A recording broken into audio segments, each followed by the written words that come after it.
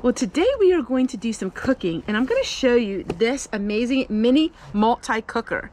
Now this here is amazing because you can use it for breakfast, lunch, or dinner. You can make oatmeal in it, you can heat water in it. I'm going to be making rice today. It is a mini cooker, and there's so many different applications and so many different meals that you can use this for. So let's show you the unit itself. Now it's a fairly nice size. This is the unit, and it is run by electricity, so you have to have electric.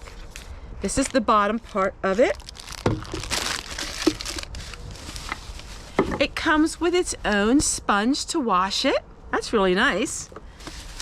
And then this here is the steamer plate. So the steamer plate goes on like this. So not only can you cook your rice, you can actually steam your vegetables as well. And then we have the lid, and this is the lid that goes on top. And it has a nice little scoop that you can use to dish out all of your food, which we'll show you in just a moment. So this is what it looks like.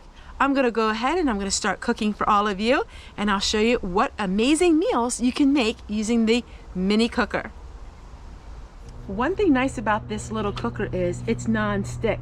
It's so simple and easy to clean it as well. All right, halfway through the cooking process.